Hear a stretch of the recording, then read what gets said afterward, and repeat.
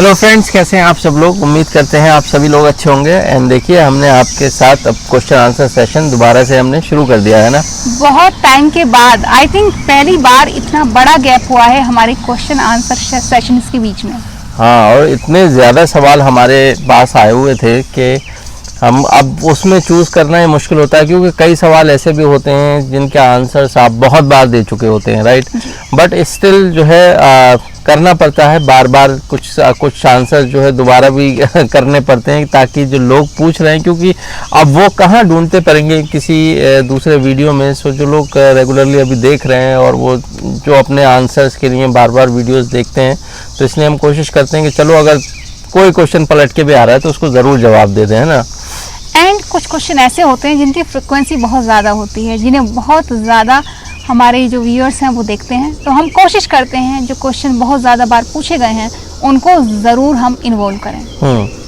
तो शुरू कर दें, चलो इसी के साथ टाइम वेस्ट ना करते हुए। तो एक क्वेश्चन जो मुझे लगता है बहुत ही ज़्यादा इम्पोर्टेंट है, यानी काफ़ी बार पूछा भी जा चुका है, बहुत बार, हाँ, कि अगर अमेरिका में जॉब सर्च करनी है तो कौन कौन सी वेबसाइट हैं जिनको यूज़ करना चाहिए। तो आई थिंक उसके लिए जो बहुत ही कॉमन वेबसाइट है, एक है Indeed.com, INDEED.com। ये एक बहुत ही फेमस यहाँ पर वेबसाइट है जिस पर कि जॉब के एडवर्टाइजमेंट वगैरह निकलते रहते हैं। उसमें आप अपना रिज्यूमे जो है वो अपलोड कर दीजिए। उसमें आपके बहुत सारे ऑप्शंस वो आपसे पूछेगा किस फील्ड में आपको जॉब चाहिए, क्या आपकी रिक्वायरमेंट है, किस तरह की जॉब सर्च कर रहे हो। सो उससे जो आपका रिज्यूमे होगा उससे मिलता जुलता, आपकी रिक्वायरमेंट से मिलता जुलता जो आपको जो भी जॉब निकलेंगी वो एक्चुअली उसको आपको ईमेल करते रहेंगे। और दूसरी है एक जिप रिक्रूटर।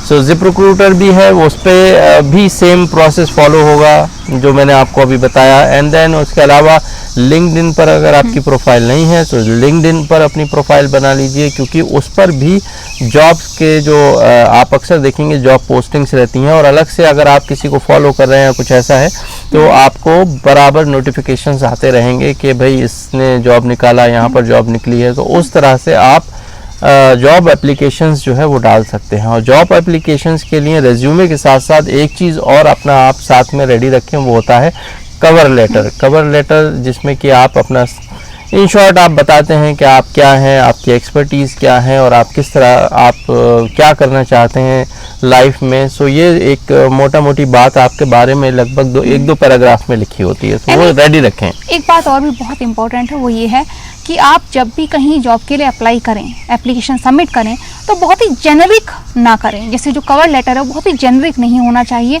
आप देखिए कि उस जॉब के लिए क्या स्किल्स की ज़रूरत है, और अगर आपके पास वो स्किल्स हैं तो आप उन स्किल्स को उस कवर लेटर में हाईलाइट कीजिए, ताकि it should be a tailored cover letter, it should be a tailored resume.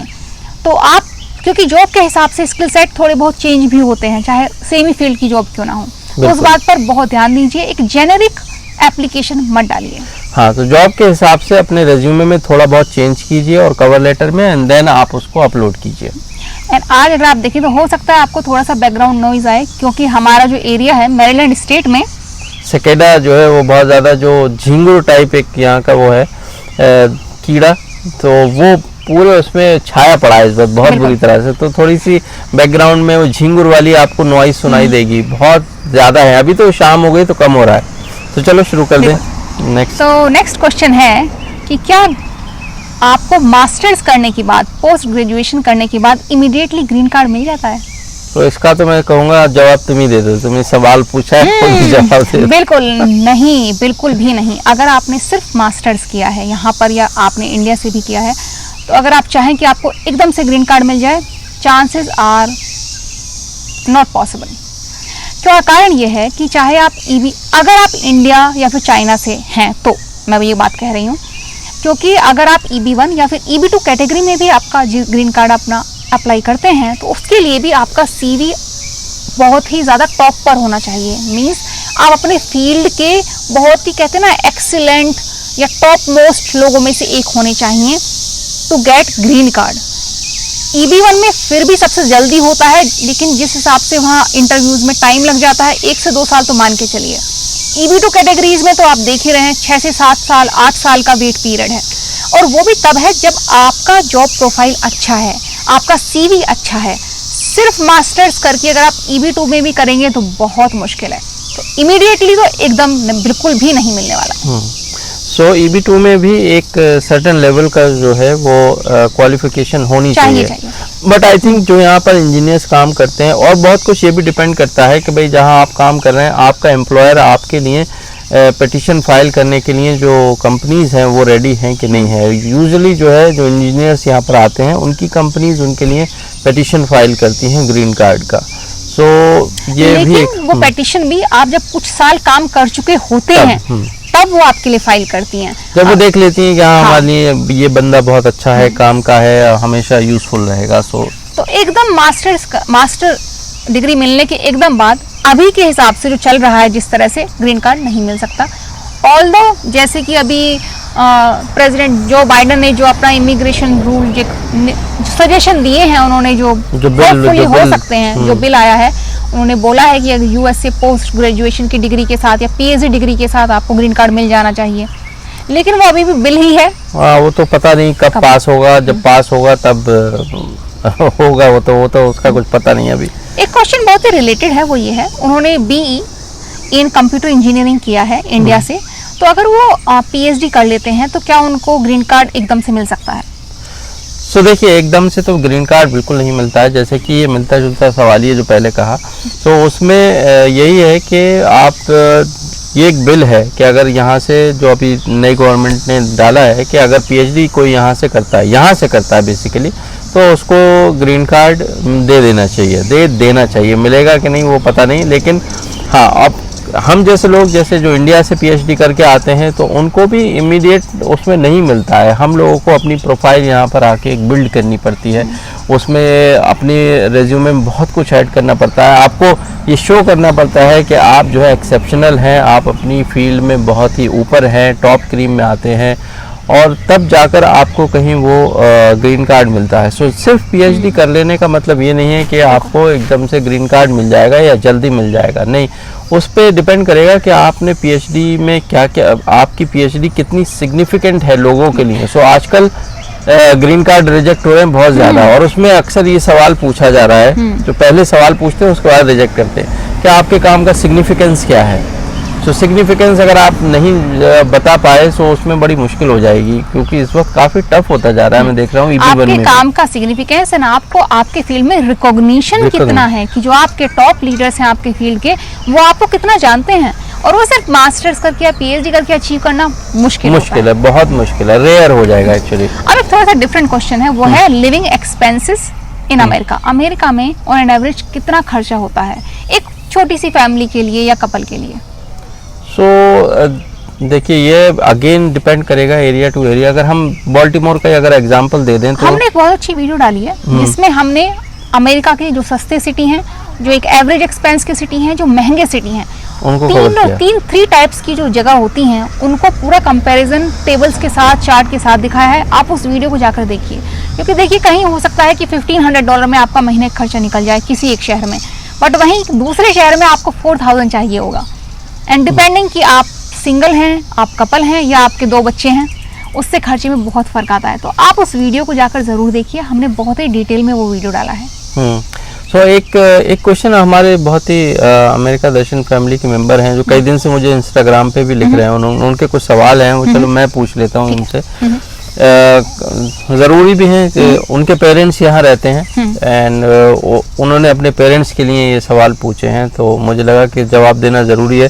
तो पहला सवाल ये है, क्या ग्रीन कार्ड, उनके पेरेंट्स ग्रीन कार्ड पर हैं यहाँ पर? सो ग्रीन कार्ड मतलब वो भी ग्रीन कार्ड वो नहीं, वो यहाँ पर नहीं है। जो जिन्होंने सवाल किया वो यहाँ पर नहीं है यूएस में। पेरेंट्स जो है उनके अपने रिश्तेदारों के साथ रहते हैं, अपने बेटा बेटी है जिनके भी साथ रहते हो। तो उसमें यह है कि जो ग्रीन कार्ड होल्डर्स के बेनिफिट्स हैं, जो अभी पेंडेमिक के दौरान गवर्नमेंट ने बहुत सारे बेनिफिट्स दिए, सो उसमें ग्रीन कार्ड होल्डर्स के लिए कुछ क्या कोई स्पेशल बात या कुछ ऐसे? नहीं, देखिए अगर आप अमेरिका में रेजिडेंट हैं, मीन्स आप चाहे वीज़ा पर हो, J1, H1, F1, या फिर आप ग्रीन कार्ड होल्डर हो, बेनिफिट्स में कोई भी डिफरेंस नहीं है। जैसे कि स्टिमुलस चेक मिले थे तो वो आपकी इनकम के हिसाब से आपको मिले, वीज़ा स्टेटस या ग्रीन कार्ड से उसमें कोई डिफरेंस नहीं आया। सारे बेनिफिट्स एक जैसे रहते हैं, चाहे आप वीज़ा पर हो, चाहे आप ग्रीन कार्ड पर हो, गवर्नमेंट की तरफ से। तो कुछ जॉब्स, एक फर्क जो आ जाता है वो ये है कि कुछ जॉब्स ऐसी होती हैं जिनमें पूछते हैं कि भाई ग्रीन कार्ड आपके पास होना चाहिए या सिटीजनशिप आपके पास होनी चाहिए, वहीं एक फर्क आता है। बाकी किसी भी चीज में, किसी भी बेनिफिट में, टैक्सेस में आप ग्रीन कार्ड पर हैं या आप ग्रीन कार्ड वीजा पर हैं, वीजा होल्डर हैं, आपके टैक्स भी सेम ही रहते हैं, कोई फर्क नहीं होता। तो उसमें कोई भी फर्क नहीं है कि जितने भी ये स्टिमुलस चेक वगैरह आए थे सो वो इनकम के बेसिस पर दिए गए थे, ना कि इस बेसिस पर कि कौन वीज़ा पर है, कौन ग्रीन कार्ड पर है और कौन यूएस सिटीज़न है। तो जिसकी इनकम उस विंडो में थी उन लोगों को वो सारे स्टिमुलस चेक्स मिले थे और आगे भी अगर आएंगे तो वो मिलते रहेंगे। दूसरा सवाल इन्हीं से रिलेटेड ये था कि क्या है जो गवर्नमेंट बेनिफिट वगैरह देती है, हेल्थ बेनिफिट्स वगैरह कुछ मिलते हैं ग्रीन कार्ड होल्डर को? ऐसा कोई डिफरेंस नहीं है, आप वीजा पर हो चाहे ग्रीन कार्ड पर हो, कोई भी हेल्थ बेनिफिट में भी कोई फर्क नहीं है। बिल्कुल। और उसमें ये है कि भाई आपको यहाँ पर वो चीज़ कोई फ्री नहीं है, और जिन लोगों के लिए है वो एक अगेन जो ये बेनिफिट्स जो गवर्नमेंट देती है, या आप कह लें जो यहाँ पर बिलो पॉवर्टी लाइन है या फिर जो लोग बेरोज़गार हैं, सो उनका हेल्थ इंश्योरेंस वगैरह कवर करती है गवर्नमेंट, बट वो कंडीशंस हैं।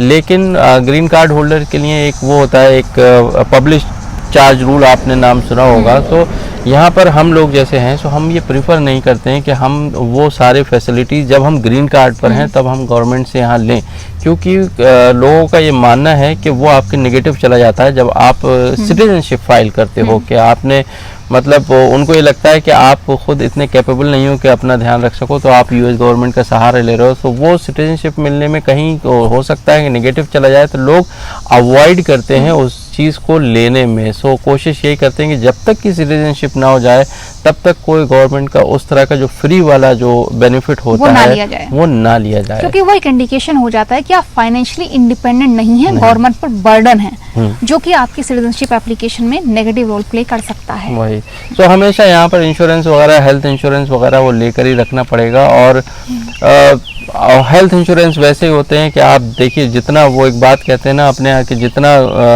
गुड़ डालोगे उतना मीठा होगा, तो वो जितना महंगा लोगे उतना कवरेज ज़्यादा होता है, जितना आप प्रीमियम कम पे करेंगे उतना कवरेज कम होता है। सो ये सब बातें जो है हमें हेल्थ इंश्योरेंस लेते वक्त समझनी और जाननी बहुत ज़रूरी है। आपको ये कोई बता पाए बड़ा मुश्किल है। तो उस वक्त जो है जिससे भी आप ले रहे हैं सवाल कीजिए कि क्या क्या कवर्ड है, क्या क्या कवर नहीं है, कंडीशंस रखिए, ऐसा हो जाएगा तो कवर होगा, क्या कवर होगा, क्या कवर नहीं होगा, राइट। तो चलो नेक्स्ट सवाल लेता हूँ मैं आपसे। सो हाँ जी, सो ये वाला, ये बहुत ही ज़रूरी सवाल है, सबके लोगों के लिए है और हमने तो बहुत झेला है, बहुत झेला है। सो जो डे केयर की कॉस्ट होती है अमेरिका में वो क्या है? तो एक्चुअली ये डिपेंड करती है 3 मेजर फैक्टर पे। फर्स्ट फैक्टर है सिटी कैसा है, सस्ता सिटी है, महंगा सिटी है।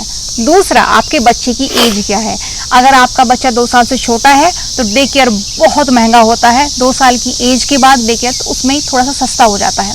तीसरा, आप बहुत ही अच्छे एकदम प्रीमियर डे केयर को पसंद कर लेना चाह रहे हैं या फिर एक एवरेज डे केयर भी चलेगा। तो ये 3 मेजर फैक्टर होते हैं, सिटी एक्सपेंसिव है, सस्ता है, बच्चे की एज, एंड तीसरा किस टाइप का डे केयर। अगर हम आपको बताएं, मैं 2 एग्जाम्पल देती हूँ आपको। जॉन्स हॉपकिंस यूनिवर्सिटी का जो डे केयर है वहाँ पर जो एक एवरेज कॉस्ट जाती है एक बच्चे के डे केयर की, वो जाती है 2000 पर मंथ।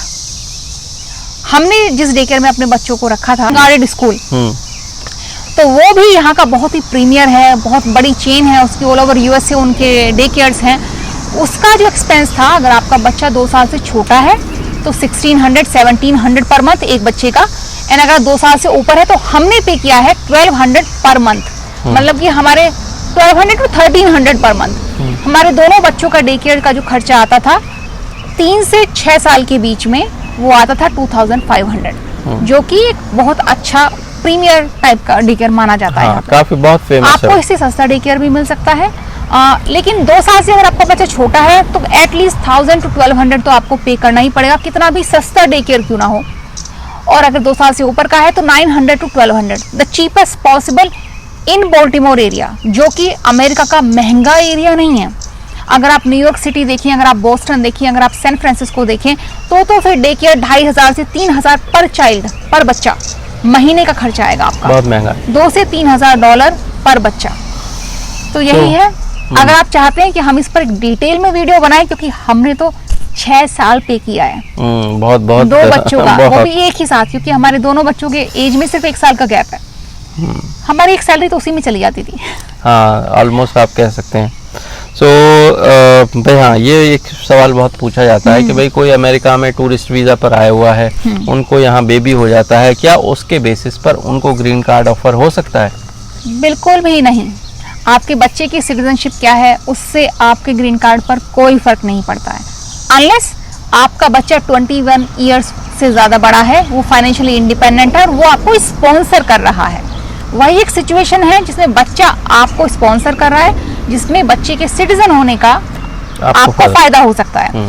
अदरवाइज आप चाहे वीजा पर हो, टूरिस्ट पर हो, J1 पर हो, H1 पर हो, आपको बच्चे की सिटीजनशिप से कोई भी फायदा नहीं होता है आप अपनी ग्रीन कार्ड एप्लीकेशन में। सही बात है।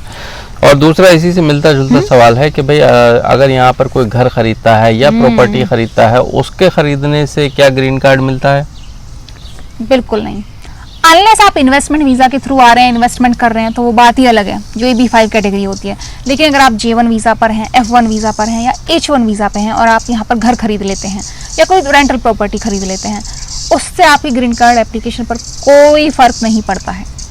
इससे एक मतलब सवाल बहुत ज़्यादा पूछा जाता है, वो ये है कि क्या वीज़ा पर घर खरीदा जा सकता है? हाँ, एक ये सवाल भी बहुत पूछा जाता है, क्या वीज़ा पे घर खरीद सकते हैं? सो यस, ऑफ कोर्स आप वीज़ा पे घर खरीद सकते हैं, वर्क वीज़ा पे घर खरीद सकते हैं। टूरिस्ट वीज़ा पे आई डोंट थिंक कि उस पर घर खरीद सकते हैं, क्योंकि उसमें आपको बहुत सारी चीज़ें जो फॉर्मेलिटीज होती हैं वो करनी होती हैं। उसमें एक मेन फैक्टर ये आता है कि क्या आप यहाँ पर टैक्स पेयर हैं, क्या आप यहाँ का टैक्स भरते हैं, क्या आप यहाँ के रेजिडेंट हैं, आप यहाँ पर रहते हैं 6 महीने से ज़्यादा साल में कि नहीं। अगर आप रह चुके हैं तो फिर आप आप टैक्स भरेंगे, आप बिल्कुल यहाँ पर घर खरीद सकते हैं। आप तो हमने भी अपना घर जो है वो पहला घर हम पहला मतलब ये कि घर पहला ये हमने अपना उसी पर खरीदा था, J1 वीजा पर थे। हम H1 पर भी नहीं थे, हम J1 वीजा पर थे।